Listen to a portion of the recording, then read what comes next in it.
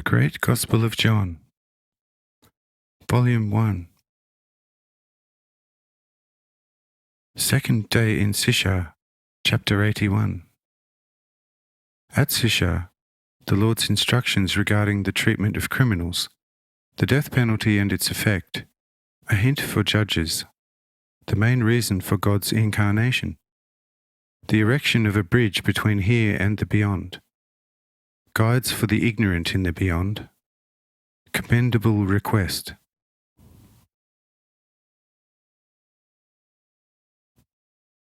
Say I, friend, if you interpret and understand my teaching in that way, then you are still very short-sighted.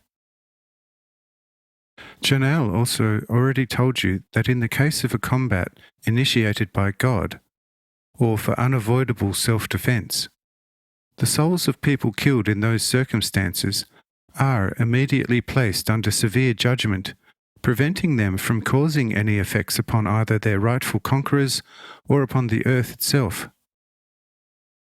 But if this is incontrovertibly the truth, from which you can clearly see where this matter stands, how can you counter my teaching with such misgivings? Who told you that real criminals, who often are worse than wild jungle beasts, should not be apprehended and secured?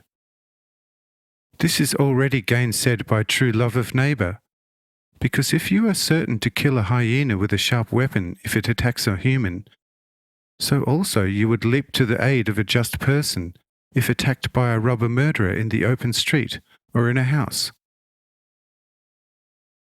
Since, however, such human hyenas, if proliferating, can endanger not only individual wanderers but entire districts, it is even the unavoidable duty for the powers that be to initiate hunts after such dangerous people and securely imprison them.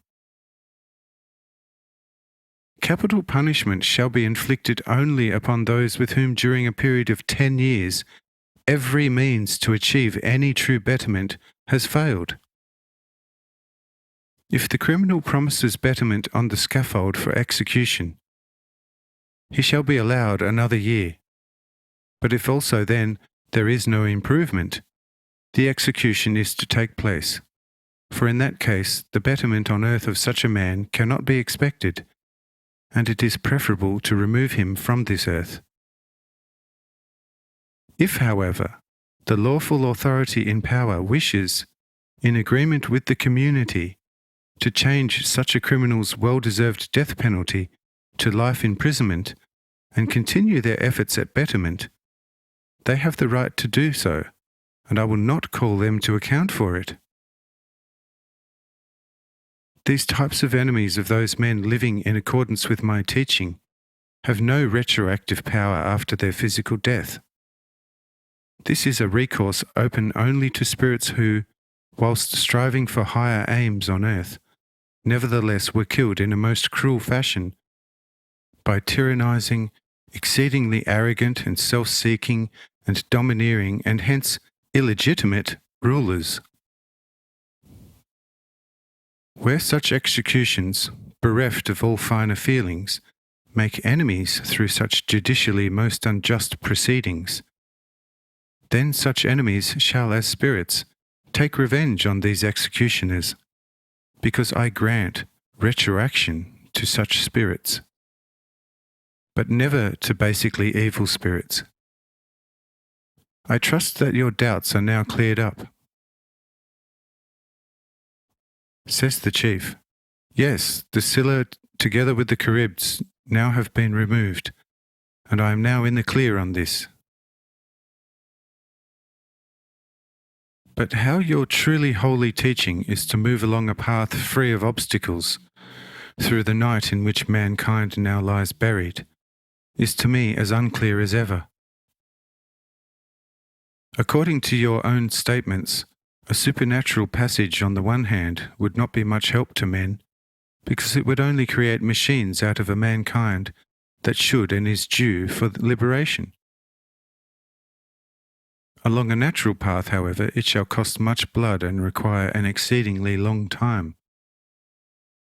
Indeed, I would assert that, although not imbued with the gift of prophesying, the way I know the human race quite extensively in Asia, Africa, and Europe, that in 2,000 years from now, not even half by far of earth dwellers shall bask in the light of your teaching. Am I right or not? Say I. There, fundamentally, you are by no means wrong. But there is not as much to this as you think,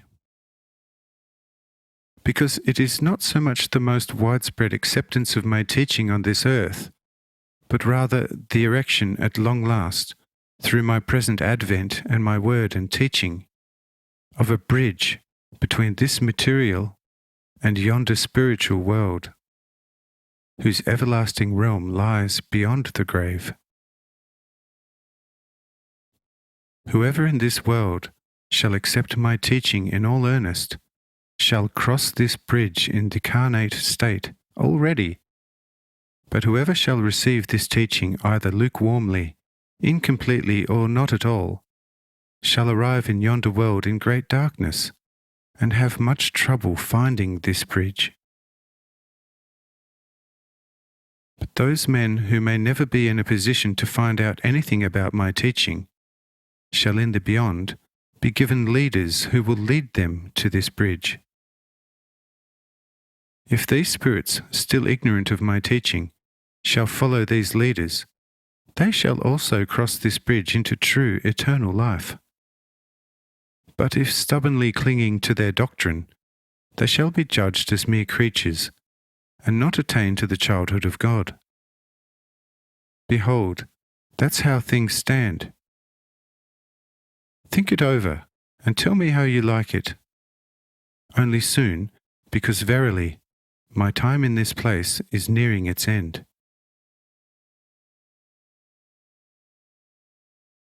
Says the chief commander, after a while, Lord, now everything is clear and lucid for me, and for any potential further problems, you have awoken a man for us here who can instruct us all about everything.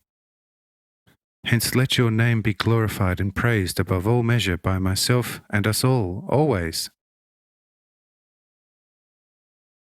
Only one more humble request accept, that when you now depart from us, you would return to us soon, as it shall be my main concern here that, should you return here, you will find hearts more worthy of you than is now the case.